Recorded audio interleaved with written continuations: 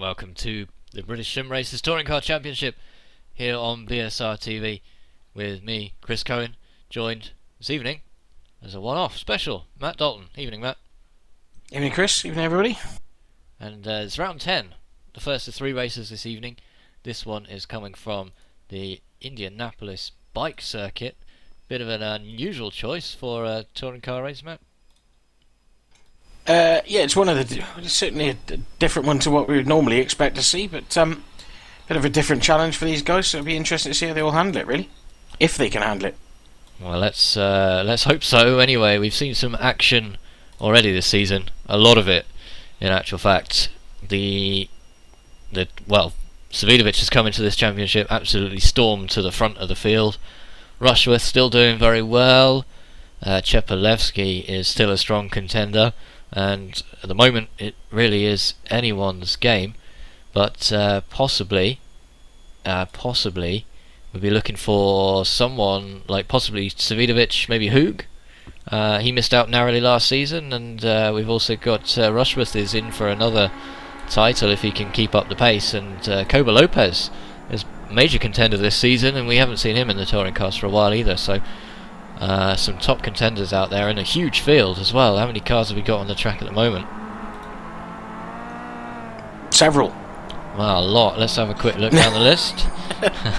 We have 43 out there tonight at the moment, and the warm-up's still going on, as you can see right there on the track. So there's a good chance we'll get even more cars than that. But let's take a quick look at the standings, how they sit after 9 rounds. The team championship first, because Savinovic, as I mentioned, is out on top, but only by 12 points out of about 700 from Stefan Hoog in second place, Rushworth third, and look at that, Chepalevsky fourth, only 1 point behind Jamie Rushworth, last season's champion. Lopez a little bit further adrift in 5th place, but still a strong contender. David Baker 6th. Katz not having the season that he would have wanted, and we saw him get into a number of incidents last time out of Suzuka. We want to do a little bit better this time. Really not a lot he could do. I mean, it's just sometimes the fortunes of touring car racing go a little bit against you. He's there in 7th. Terry is in 8th. Ash Sutton, the CQR, is in 9th place. And Brewstrom moves into the top 10 after last week's racing. He is a very strong contender as well, but slipping a little bit further behind. And just looking at the second page of the standings then, Zuzov, 11th place, Reggie Blaine 12th, Peter Van Gool, the second Karcher driver there, in 13th place, and we saw him do extremely well at Spa and very nearly get a very highly placed finish. I think it was 3rd place at Spa rather. He just missed out on that. Jake Tucker. Does he still run the League of Evil? The League of Evil. League of Shadows. I do apologise. Any Marvel fans out there? Ra's al Ghul? One's gone over my head. See, you're not a Marvel fan, obviously. Ra's al Ghul, he's the head of the League of Shadows. Well, Did you not watch Batman? You get all sorts on BSR TV, that's all I'm going to say. Well, Jake Tucker, what Marvel characters does he represent? I've absolutely no idea. I've never met the poor bloke. Well, he's in 14th in any case, Marvel or otherwise. Ellis Stevens 15th, Robert Plumley 16th, Mawson 17th. Plummer's is definitely Superman. He is. He races in absolutely everything, any kind of thing that is on wheels that moves, and Robert Plumley will guaranteed to race it. Richardson 18th there, Hunt in 19th. In his new drive, the DM Racing team, he's moved away from eBay Motors, giving up that place to Richard Wild. There's a vicious rumour he was fired, you know. Well, I wouldn't like to commentate on that, especially not live on air. Couldn't possibly go into that. Vicious rumour he was fired. Terrible rumour. I don't know where you get these things from. For lack of humour and terrible jokes, I think was the decision as I read it. Well, it's a good thing I don't drive for them then. That's all I'm saying. Eckhart von Glan then in 20th place. He rounds out the top 20. Having a look at the team championship now, as we've got about 4 minutes before we go down to the grid for the first race. Movie Go Racing out on top, last season's champions, still going very strong, lacking Robin Smith for another week, and they've got a stand-in driver in the form of Pete Newman this time round. Bjorn Haas was driving for them last week. Chrome Restart second, eBay Motors third, Bianco fourth, Karcher fifth, Yuasa Racing in 6th place, CQR 7th, and I know they'll want to move up considerably from there if possible. Pertec Racing 8th in a newly revived team with some real talent in it this time round. DM Racing 9th, 888 rounding out the top 10. So, I mean, Pertec's fortunes have changed quite a bit, but a team with a talent like CQR would have liked to have really been higher than 7th in the standings, Matt. Yeah, strange to see the CQR boys down there, because they've been doing really well in recent weeks, haven't they? And they've got some really quick guys as well. But you know, we've seen this before. Then you start dabbling in other series, and suddenly the Is your kettle boiling by any chance? Not that I know of. Either that, there's a jet starting up in your background. Anyway, yeah, they've got some really quick drivers, and perhaps they're all starting to dabble in different forums now, and different races, and maybe it's spreading their talent a little bit thinner. So, interesting. Well, Ash Sutton's competing in the GT Sprint Series, as we all know, and if you want to check that one out, that's Tuesdays on BSRTV, and all the previous rounds are available on the channel page.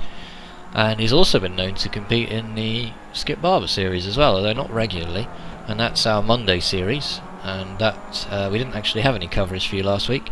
Apologies for that, but it's coming from... I don't know the track actually. On Monday, it hasn't been decided yet. No, possibly Alton Park. Yeah, it's supposed to be Alton Park, but due to the lack of grid spots, they're looking at maybe moving it to a different one. I don't know if a decision's been made yet. And yeah, apologies for last week. I think we were all otherwise indisposed.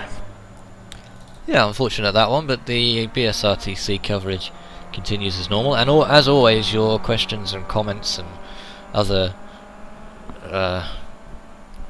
mentions and whatever you want to put in there really in the comments in YouTube are more than welcome during the race or afterwards as well, and we'll try and read a few of those out. And I promise, I promise complete equality. I will ignore you all equally.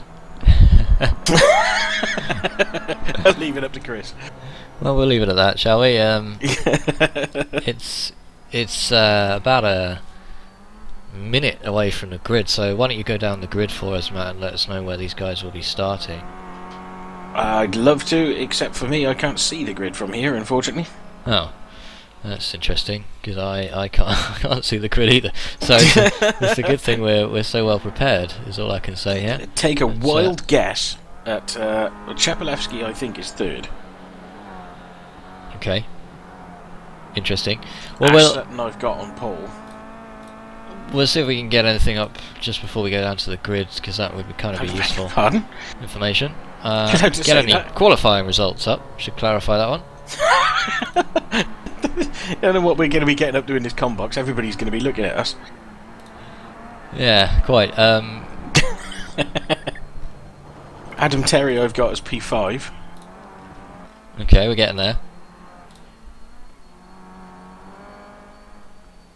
Here we go. Right. David Baker in P6.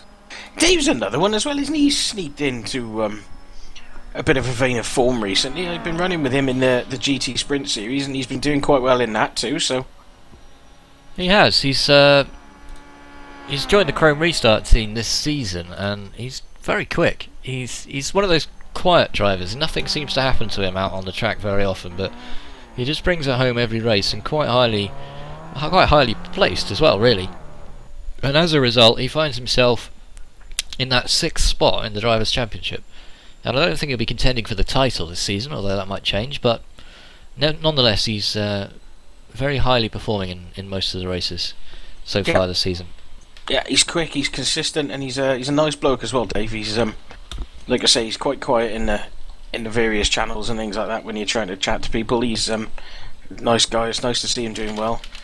It's always difficult for anybody to get a word in with Ben Gregory around, but well, we're just heading down to the grid right now to get this round 10 underway.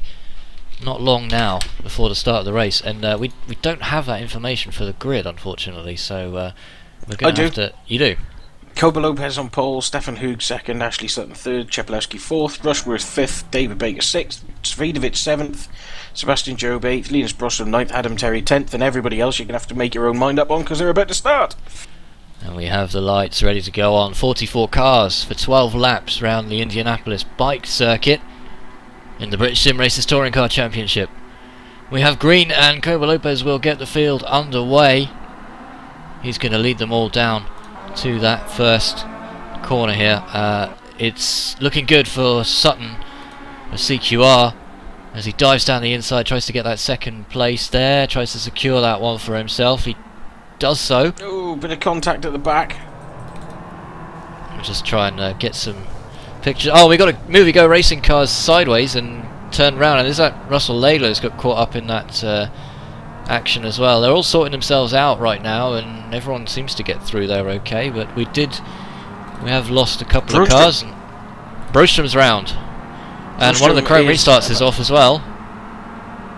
And who is that with the Union flag on the roof there? It's difficult to see from here. It's Linus Brostrom, who spun from 9th place. I think he had a little tap actually. Well, Russell Laidler's had to pull it off. Yep, he's had a little tiny tap from going into the second corner there, and he's turned around. And he's shot about 100 foot in the air. Well, we'll try and get some pictures up from that if at all possible. Let's go back on the replay and find out what happened to Brostrom if we can. Landed on his... Well, he's had a tap from the number 5 STP Bianco car of Adam Terry there. Yep. Getting into the back of him. Rare mistake from Terry. And he is facing the wrong way, and that is... well, one of the chrome restarts gets in. And, wow. Yeah, I'd say Brostrom is now an astronaut after that. There's definitely a physics fail there, isn't there? Yeah, there really is. And Laidler's car obviously too damaged to continue after being collected by a number of other cars, so he is now out of the race. I've seen a number of incidents like that in Indianapolis this week with the Indy car as well. I wonder if it's like something to do with the track maybe, but something for iRacing to look at, I suspect. Well, rarely a week goes past when we don't see some ridiculous physics going on in iRacing at some point, but you know, it's probably not high on the priorities to fix when there's lots of other content to release. And Peter Van Gool running all the way down there in 28th right now. Oh, that was cynically bitchy. That was, wasn't it? Well, they got the new IndyCar to release. You know, people have got new content. Ideally, you wouldn't crash into people, so the physics shouldn't come into it. As I say that, Van Gool gets in the side of Danny Lawrence. And he's not listening to you, are they? He's got Nils Jordan, his teammate, behind. Doesn't want to hold his teammate up too much if possible there. And Van Gool's pulling it off. I think Van Gool might be out of this race. As we move down to Chris Siddle, who's currently the guest driver for CQR. Not had a chance to get that AMD paint off his car yet. So he is driving for CQR tonight, but he's in the Coffee Drops livery this time round, being chased down by Steve Richardson. And Richardson might be looking for a move up to 27th here if he can make this one work. We're in a tight, twisty infield section of the Indy bike circuit. Not ideal, these cars, for this section, really. No, it's Indy is I think it's probably better in the bike layout than the other one, but it's still a tricky little track and very, very slick infield. It's not one with a lot of grip. Well, just as you said that, Richardson into the back of Siddle, who got a slow exit from that corner, and that's now given Eckhart von Glan just behind the chance to get through. The Karcher drivers really need to pick up the pace here. Oh, they've all gone wide. Every single car's gone wide, and von Glan stuffed it into the grass there. What happened there, Matt? They all went wide. That was absolutely crazy. A collective brain fail there, wasn't it? Well, let's have another look at that one on the replay. Here's the view from von Glan. He's got the inside. Yeah, everybody, 3 cars there, all going wide, and a little bit of nerves, I guess, from some of these drivers early on. We've lost a few already. Brostrom, Laidler, 2 big hitting targets already out. Looks like David Taylor is out, and Newman, the guest driver. Oh, you've got a KX car on its roof. Matt Walker landed on all 4 wheels, so he'll get away with that one. Well, there's more contact behind as well as Steve Richardson gets himself into a little bit of trouble. Let's go back and have another look at Matt Walker's little dice with death, shall we say, and yeah, just catches the back of one of those DM racing machines up in front of him, and that was acrobatic, if anything, but seems to be still going, so he's doing alright to carry on, I assume. Yeah, Steve Richardson tangling with Danny Lawrence there. That's a bit unlike Steve. That's quite an aggressive chuck the car down the inside move. But well, this is Ben Gregory in the middle here in the chrome restart, and he's got Richardson behind him, and that's Plumley in the orange car, and Danny Lawrence, who lets Plumley go through on the inside. Oh, we've got that's Matt Walker's damaged car, I think, on coming back on. Yeah, we got no idea what's going on. I just found Rob Burton running around in P29 with his customary amount of damage on the car. Well, Plumley's through, and he should pull away from these guys. He must have had an incident or something. I can't imagine he would have qualified that low. And now Gregory lines up Danny Lawrence, but watch out, that battered Kia of Steve Richardson's just behind. Any mistake from these guys will let him through. What's Julian Janowski doing in 20th? He's normally further up than that, isn't he? Well, a number of drivers out of order, really, and well, in many ways. There's another load of cars going wide. Steve Richardson's run off again. Seems to be a major problem for those guys. He's just tried the same move again and clipped Janowski as well. That's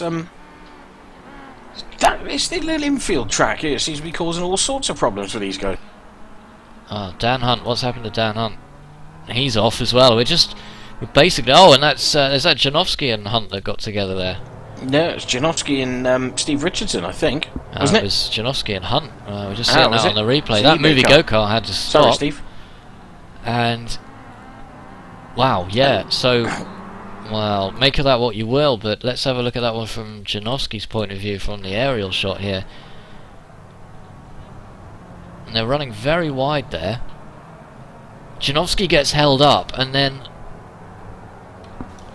Well, two cars into one there. No, it's optimistic. That's the second time we've seen that there. And I wonder if it's just maybe a little too inviting at that corner. Quick shout, Laura Bond fan club, P15. Good girl, Laura. She's going quite well. Chasing down Kevin Critchley right now. Kevin Critchley's living the dream with a mirror full of Laura. He certainly is. As we come back onto the oval section with Bond right now, driving for STP Bianco. She was playing old Bianco last season, but staying with the same team nonetheless. Yep. Bit of dedication, that's what you like to see. It's also about the first car in the entire field is not running with any damage that I can see at the moment, touch wood. Well, let's have a look at that car. It's got those lovely pink mirrors. And yeah, you're right, I don't think there's any damage on that car right now, which seems to be... Oh, Adam Terry getting a bit of contact in front of him again there. Adam's car looks like it's been driven through Kabul and back, doesn't it? Oh, and that's Ella Stevens coming around the outside of Terry now, looking for a way round the Bianco driver.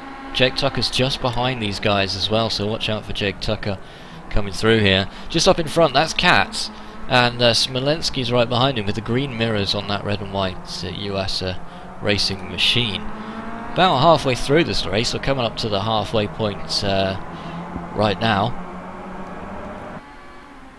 Cracking little battle there with Stevens and Terry. Those two were fairly familiar with each other, aren't they? Well, yeah, Season 2 and Season 2 mainly, I suppose. Terry was, well, odds-on favourite to win the championship, I suppose, and he had it snatched away at the last minute there. Stevens taking a little bit of contact there. Jake Tucker just giving a little tap on the backside, saying hello. Let him know he's there. On board with Tucker right now. Oh, and Sutton's taken the lead. We've missed that, I think. Let's go over to the leaders right now. This is... Oh, hang on, let's stay with this one. Stevens into the back of Adam Terry there. Forces Terry wide. Oh, Terry gives Tucker the squeeze. Jams him into that concrete barrier. And he can't be happy about that. But let's go back and have another look at that one, because... Bit of a mistake from Stevens, perhaps? Maybe a little one. Well... And then we see Terry just... Well... I don't know if he's trying to crush that car of Jake Tucker or what. No. He's got the red mist, I think, there, isn't he? A little bit, and he's found his way back past Stevens now as well, who gets the S-bend there all wrong. Doesn't get a very good exit. When your car looks like that, smashed up, I think you're not doing something right. Something's not going to plan. And Terry's still got pretty good pace, considering the way his car looks. I mean, it's absolutely battered, but it's still going. Just testament to how much punishment these cars can take. Good job it comes with a 7-year warranty, isn't it? Yeah, I'm not sure it carries through to the racing arena. Let's go to the front now, because we haven't talked about these guys very much at all. But Sutton leads from Lopez, and I can only imagine either Lopez made a mistake or Sutton's found a way round. So sorry we couldn't bring you that particular overtake. It's not like Ash to throw a car at somebody and say get out of the way either, is it? Well, the CQR driver who is leading this race did tell us beforehand that he's quite happy to speak to us, even when he's racing. He's that keen to speak to us. So maybe we'll give him a try at some point. You'll have to do it. I'm afraid I can't drag him out of CQR, unfortunately. I did try. A cracking scrap, yeah. Yeah, and that's Hoog in third, Rushworth fourth. Chepalewski's not far behind in fifth. It's Savidovic in sixth. So really, it's the big six almost of this championship, with Sutton at the front. Coba Lopez is all over the back of Ash Sutton, isn't he? He's giving him little taps here and there, just giving him little shoves, letting him know he's there. Well, Lopez is known for his... Coba Lopez is he's got a head like honey badger at the best of times, and he's not the happiest of chaps. He's in head like a honey badger. Another Matt Dalton classic comes out this evening. Oh, and Sebastian Job. What's happened to Job? Job's off. Oh, that's one of the chrome restarts that's coming back on the track as well. Let's find out what happened to Sebastian Job. Who was that just up in front of him in the 105 there? That's David Baker. And Job just taps the back of Baker, and again that S-bend proving more than these drivers can cope with, going through too wide. And they just leave a little gap, and then there's a little bit too much temptation sometimes, isn't there? And people just have the old rush of blood and throw things at you. And I know firsthand the last couple of weeks with the GT Sprint series that people, when they're trying to be aggressive, can quite often cause some rather stupid problems. So bit of a shame. Cracking fight at the front here, mind. Hoog's not letting go of this lead pair either. Let's see if we can find out. Hoog's sitting there quite nicely. Jamie Rushworth tucked in behind him, and then you got Chepalewski and good old Wodge. Big Wodge. Wodge isn't the other one. He's got form from the Skip Barber series for sitting and picking up the pieces when everybody else decides to have a scrap. Well, Katz is in 7th place behind this group, but he is 9 seconds behind them. So really no chance unless there's something major that happens with these front few. I mean, there's nothing to choose between Sutton and Lopez, is there? I mean, they're both aggressive drivers, they both take every opportunity that's thrown their way, and they both want to win races. Yeah, and they'll both make an opportunity if one isn't thrown at them. They're quite happy to give the other guy a little bit of a shove to get their way out of it, so it's going to be a good scrap, this. It certainly is. Rushworth as well, one of the least aggressive drivers, I'd say, but still managing to win that title last season. He'll take an opportunity, but he's going to work hard to make one rather than find the cracks in the armour of the guy in front. If you're F1 fanatics, then what you've got here is Maldonado, Prost and Prost. Okay. Yeah. You've got two guys who are quite happy to throw wings at somebody and just see if they're going to crash or not, and then the two behind them quite like to think their way through the races. I guess that's fair enough. And just going over to the YouTube comments for a moment, we've got Mark Guest over in the comments saying he's got his eye on Chris Siddle, also known as Aero to his gaming friends. He's currently in 30th place. Lucky Chris. Dropped down a little bit from the 27th he was maintaining before, but still running pretty well right now. He's got his teammate for this evening anyway, Andrew Whitehead, behind him. These are both CQR drivers, even though the cars are coloured differently for this evening. Richard Wild's out, and Peter Van Gool is out as well, so that's another shame. Shadows had important work that needed doing. Will you stop with the Marvel references? Raz Al Ghul is disconnected. You're only allowed to use references that I get. I like Pete, he's a lovely guy, he's a really good fun. Sutton just running a little wide there. That's allowed Lopez to tuck up on his backside again.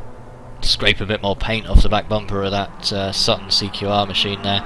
Looks like Hoog's dropped off the back of this just a little bit, a couple of tenths. Lopez is on his backside like a Jack Russell there, and he's having a good old sniff and trying to make sure he's good friends. If you ever checking him out before he throws one at him. Ever wanted a good look? Oh, and that's wide from Sutton. Yeah, he'll get away with that there because he can just slow it down for this next sequence here. It's not really an overtaking spot. And that must be huge pressure that Lopez is putting on Sutton right now, but he's able to soak it up, at least for now, with 3 laps to go. Yeah, but you see again, the problem is that Copa Lopez, if he throws a move at Ash Sutton and doesn't get it right, the instant he does that, you can see the 2 boys behind him, the 2 Prost and Prost, both catch up, and they both just sitting there like little predators, just waiting, aren't they? And they're just waiting for half an opportunity to make a move. Well, we've got that train of 4 cars there, Chepelevsky and then Savidovic, and then just look at that on the camera we've got here. Look at the gap back to, that is a back marker, in fact. And then there's Andreas Katz coming through now, but he is 11 seconds down now. So really it's between these front 6. And wouldn't Savidovic love to see all these guys tangle and then snatch the win on the last lap? Yes, you have to think that he would love that very much. Well, who continues to drop off a little bit? Seems to me he's a little bit stronger on the brakes than Ash Sutton, but Ash is possibly a little quicker through corner speed, and every single lap Lopez is very close through this section. Yeah, it's true, and they close up the gap a little bit. And Lopez biding his time, really. I mean, if he doesn't go for it, he'll bide his time until the last lap and then really put the hammer down, surely. If he can make an opportunity, yeah. I can't really see, I'll be honest, I can't see anywhere on this track that's like a natural overtaking place for a car, though, I'll be honest with you. It's every straight leads onto another straight with another corner that's immediately following it, and another corner. There's no slow corner onto a long straight or a fast corner onto a long straight, which is better for touring cars. It seems to be very niggly. That it does. And I realise that most of that sounds like absolute gibberish. I know what I'm trying to say. Well, there's just no clear overtaking opportunities on this circuit. Yeah. Maybe the oval section is the best shout, and especially I don't think that straight's long enough, though, is it? That's the problem. It's not long enough to pick up any significant draft, no. But a poor exit onto the oval section would gift the person behind you a place, and possibly the 3 guys behind him as well. So we're just hearing from the YouTube comments that Pete Newman saying that he was part of that pile-up on lap 1 and had to retire with damage. I think everybody just stacked up after that sideways incident that Adam Terry actually caused, unfortunately. Shame, definitely, and well, let's hope Pete Newman can get back out on the circuit for race 2. Lopez has got a real run on Ash Sutton here now. He's right on him. Well, will this be the move? It is still quite early. Literally attached to his ass. No, but what he'll try and do here is force Ash to... He'll go wide and try and force Ash late on the brakes and make him go wide. Watch for Lopez to try the switch back. No, he's just going to run around the outside. Now he's got him because he's got the inside for this corner. Now watch Hoog behind as well. Oh, Sutton with a great switch back. And 2 wide through this S section. They've got to be really careful here. Sutton goes for the cutback, and that's allowed Hoog to get up inside. Well, I don't think Hoog's got quite the exit that the other 2 have, so it's going to be all change at the front, but Hoog's going to have to back out. Oh, Sutton was very aggressive in moving over there. Didn't leave Hoog any room. He might have even had to come off the throttle. Down the inside! Sutton with a bit of a lunge.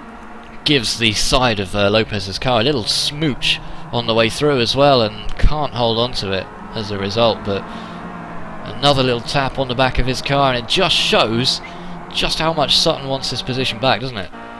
He's so aggressive, is Ashley, isn't he? Switches to the other side, and he's down the inside, but he's going to outbrake himself. That. He's got a long way wide there. Sutton dropping 2 places. Yeah, too much of a rush of blood there, Ash. You should have just left that one, I think, mate. Well, that's going to allow Lopez to maintain this lead. Rushworth's going to yield here, 4th, but look at this. Here comes Chepelevsky down the inside of Rushworth. Yay. And Rushworth is slowed, and that's Savidovic is going to go through as well. Yep. Rushworth down to 6. Well, Chepalewski now up to 4th place, and that's all changed at the front. I thought the move would come a lot later than that in the race, but we still got 2 full laps to go here. Lopez very defensive, very aware that Hoog is behind him. But look at Rushworth now. Can he get down the inside? Savidovic not trying to defend here. Quite happy to give that position up. No, again, Wodge is a smart racer. He knows when to try and defend and when not to, and he's actually done quite a good job there running outside. This isn't finished though. Ash Sutton is not done yet. Well, Hoog moves up into 2nd as a result of that mistake from Sutton. I really thought he'd lose another position, but cheeky Cheppy got the most out of that, taking the position away from Rushworth. Yep, Ashley Sutton is not done here yet. He's climbing back up onto the back of Stefan Hoog.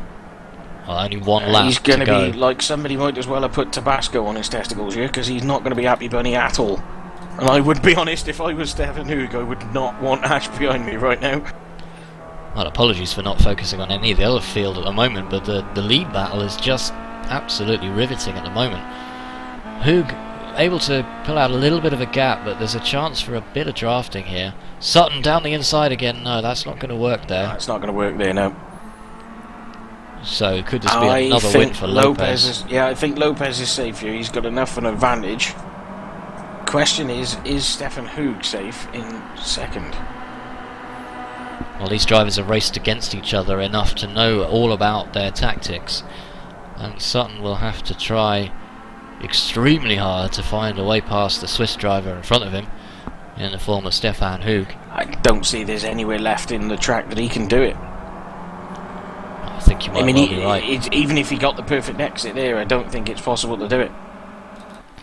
Well, here we go. Sutton has to settle for 3rd as Lopez takes the win. The Indy bike circuit in race 1. Hoog 2nd, Sutton 3rd. Chepalewski takes a very impressive 4th place. Savidovic 5th, Rushworth all the way down to 6th. And just coming across the line now, Andreas Katz, 12 seconds down. Not really competitive. Might have been because of that early incident though. Smolenski 8th, and Terry is 9th. Stevens coming home in 10th place to round out the top 10, and we've got a reverse top 10 for the next race, race number 2. So that's going to put Ellis Stevens on pole position. That's an interesting proposition, isn't it? Yeah, tough track to overtake at. You see how difficult it was for these guys. I mean, Ashley Sutton is look, let's be honest, the guy's a very good overtaker. A very, very creative overtaker. Sometimes a little bit too keen. I mean, he, would have had a 2nd place and a better chance at first if he'd been a bit more patient there, but I don't think that's in his nature. Well, I think you have to say that was an unforced error from Sutton, caused by the overtake from Lopez, really. Yeah, rush of blood to the head, I think. Yeah, and we've seen that from both of those drivers as well. That's important to note. But, well, these guys still going hell for leather. They have finished. A Spaniard with a Latin temperament? I'm not hearing of that. I'm not having that. How dare you? Well, he's Iberian. I'm not sure he's from Spain. I believe he's from the Canaries, in fact. So, still sort of that same mentality. I'm not sure you want to say that to his face, but we'll have to see. We'll get him in here one day and get away. Far enough away, I'll be fine. Well, let's go over to Ash Sutton, because that was a hell of a race, and this man came home 3rd in the end, but it could have been better, Ash. Yeah, it could have been. I didn't have the pace to be there, to be truthfully honest with you, Chris. So, well, we saw you make the move, and you got the lead from Lopez, who qualified on pole, and that's tough under any circumstances, overtaking Ade Koba Lopez. Yeah, he's a very quick racer. So to pull a move out, especially on even Stefan as well, he's very good. So to pull a move out on both of them was really good. So, and to get in the lead and hold it for that long was even better. And then Lopez got the better of you, and talk us through what happened after that. He did a good move, to be fair. We gave each other enough room, and he went round the outside of me round turn 1, which is quite an easy move here, which set him up for turn 2. So I tried to do the switchback on him, but then because the next corner after that is a left-hander, I lost out, and that's when I lost out on Stefan as well. So I did have another go back at it, but it's racing, so it doesn't always work out. Well, it looked like edge of the seat stuff. Very little to choose between the top drivers, and just goes to show how close everybody in the top 5 or 6 finished there. Any worries about Chepelewski coming up behind you? Yeah. If you say no, you're a fool. Everyone's. You've got to be worried about everyone who's in that group. You've got to be worried about them all, not just individuals. So, yeah, it's going to be interesting. Let's just say that. So 8th place on the grid in the reverse top 10 for the next race, and we've seen you very good on the start, most cars, and it's no different here. So you're looking to make up a few places early on, or just bide your time and sort of pick your way through? Chris, when do I ever buy my time? Well, that's a very good point. But yeah, I feel my strongest point is at the start of the race, get mixing it in with everyone. So I'm going to make the most of it. Excellent. Well, good luck with that, and we'll let you go prepare for the second race. Lovely. Cheers, guys. That's Ash Sutton there for CQR, and well, he could have had a win there, Matt. Yeah, I think a little bit of a rush to the blood to the head after he got overtaken by Cobo Lopez. If he'd just been a little more patient, he would have had a bit more chance. But as he said, that's not really his style. And I'd be nervous with Chepelewski behind me. I mean, Cheppy always reminds me, like I said, he does remind me of a honey badger. He's a bit wild and he's not afraid to get involved in a scrap. He's got a bit of an obsession with honey today, I think. No. Well, I think that, it goes to show just how difficult it is for some of these drivers because, well, I mean, when have you ever heard Ash Sutton say he's lacking on pace? If that's lacking pace, I wish I lacked pace that much. Well, he's obviously feeling like the drivers around him are a bit of a threat. A bit of a dirty start to the proceedings, unfortunately, as we had a big incident on lap 1 that held a lot of cars up and split the field up a lot, and it's probably just going to get a bit more exciting from here because we got the reverse top 10 and then the reverse top 20 to look forward to in the final race, which is going to be extremely compelling. Messy, probably, yeah. I was going for compelling, but you can have messy if you want.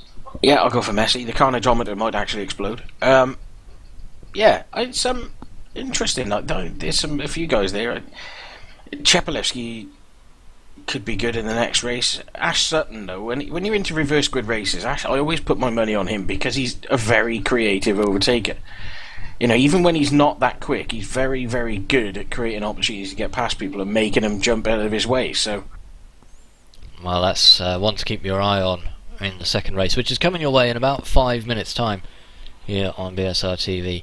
That's going to be 9 o'clock, so you just need to tune to the next video, whether you're watching live or recorded. But from me and Matt, thanks for watching this one, and we'll be back in any moment now.